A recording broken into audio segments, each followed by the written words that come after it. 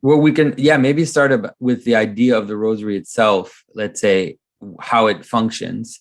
One of the things that you can see people do with rosaries, they wear them, they put them up in places, they'll have them in places where they can see them. They'll receive them from their grandmother, from their mother, from some special event. And so all of this is definitely part of what the rosary is doing, which is that it becomes a locus of memory and a locus of participation. It becomes like a talisman almost, not in a negative sense, but in the sense that it reminds you, right? It just by seeing it or by having it in your pocket or by wearing it around your neck, it's a reminder of this world of prayer that you use the rosary to engage with. So it's also a place, and it becomes a place of memory and of connection between you and your spiritual practices, between you and the people around you, the people that gave it to you, the people that taught the rosary to you. All of this is already a kind of binding place, which is, in some parts what our spiritual life is about as well, which is binds us together, binds us with God, and connects different things together. And so I think that that's important. And it's interesting to see that some people who don't even pray the rosary will have rosaries, hanging from their car mirror, or have them in the house somewhere. And even though they don't even pray it, it's as if it's this little thing, that maybe if they don't even practice much, it's still a little connection to something and a little memory of something which they have precious to them, even though it might be small. So I think that it can help people understand also the role of these memento objects that we have. Some people find them superstitious, but they're not superstitious. They really are about memory and about connection, and about having objects that are infused, you could say, that are more than just the banal objects that we use, but that are full of something a little more. And obviously that can become dangerous if it goes too far, but it's something which helps us see how meaning actually works, right? Meaning is not, the world isn't flat. Some things kind of shine and are brighter. And the way that people use these prayer ropes or these rosaries, or it could be something else, right? The cross that your aunt gave you, or the baptismal cross, or all of these objects that we kind of carry with us that have significance. For sure, the rosary is an important part of that. And so I don't know if you've had that experience. Like, did someone ever give you a rosary, let's say at the beginning when you started, and that you kind of keep it as this, also not just for the prayer, but almost also memory of learning, of connecting to the person who taught you the prayer? Well, when I was in the hospital, a friend brought me a rosary, and we prayed every day for 5 weeks when I was in the hospital. That rosary I gave to my sister. My cousin, when she found out I'd been ill, she didn't know that until I was better. She had a rosary that she'd inherited from my great-grandmother. And my great-grandmother died when she was 104, and she held it every day. And that went to my grandmother, who died at 98, and she gave it to my cousin, whose parents had passed away. And I don't know, my cousin never told me if she held it or not, but she did keep it. So it was obviously it was precious to her, but she sent it to me. So this rosary, I was thinking the other day, has been carried around now for nearly 200 years.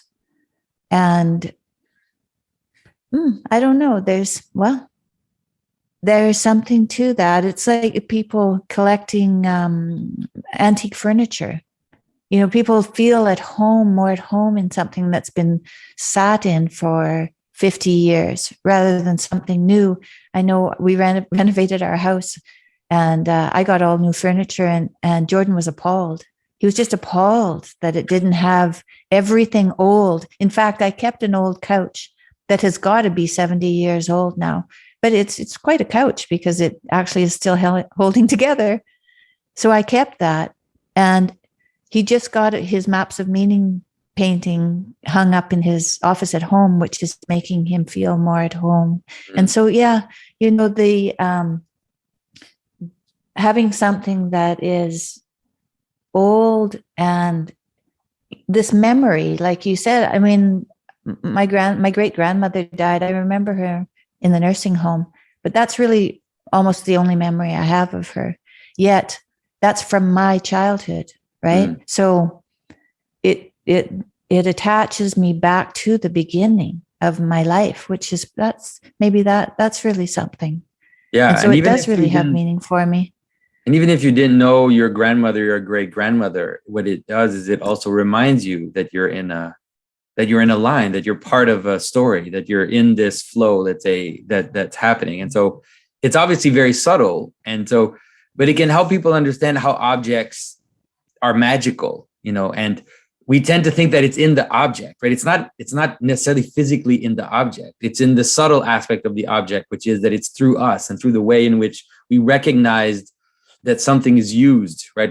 It's very subtle, but you can see the difference between stairs that people have walked on for 100 years and stairs that have just been built. And there's something about that connection and the perception of humanity in objects that is to us very reassuring, right? And very touching. And I think that has to do with this old couch that you're talking about. We have a subtle capacity to perceive that objects have been imprinted by intelligence, you could say.